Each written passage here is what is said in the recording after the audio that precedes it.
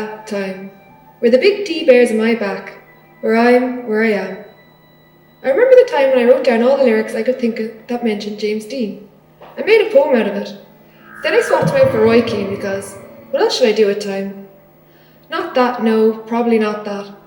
That's probably what one would call a waste of time. But it is time, it is not of time. I'm there, then and now, look at how I dance through the words on the page. Where am I now? Now or now? I'm still perhaps in the conjoining of that last W, the little pointy part. I'm on the precipice. I could go forward, I could go back. I could roll in between these two shoulders forever.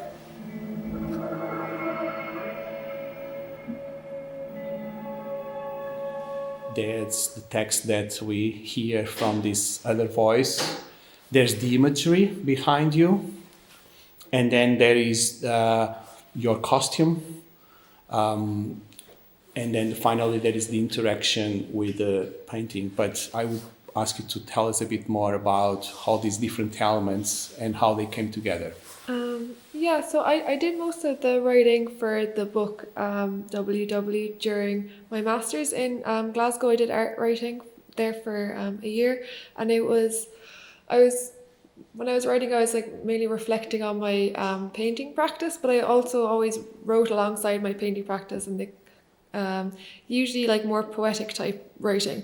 And this is kind of my first kind of fictionalizing or like using my own experience to reflect on, like, I guess the key concerns of my practice. So most of the writing was done then, and because I was like delving into this consciousness, I started playing around with sound then during the masters, and the very end I started getting into the idea of like performing this character, because it became like very like strong voice, so it made sense that it was like coming off the page more. And then once I had left the masters, I continued to work on the text, and I started to put together this an exhibition with Bloomers in St. Luke's Crypt in Cork City. So that would have been like the year after graduating, and that was, so at that point like the writing was kind of like, it was like translating the practice into writing, and then the writing started to like inform what I was making then. So this installation, it largely came about from that passage, which is a bit longer in the book, about the idea of the grid. And then so I guess it just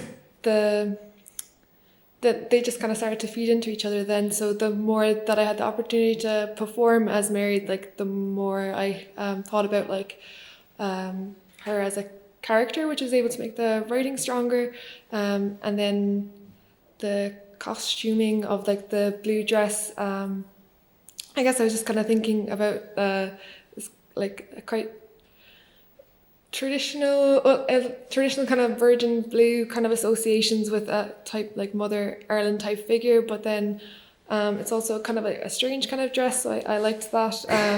So I started thinking about Mary as like more of this kind of like archetype that I could start to use in other parts of my practice.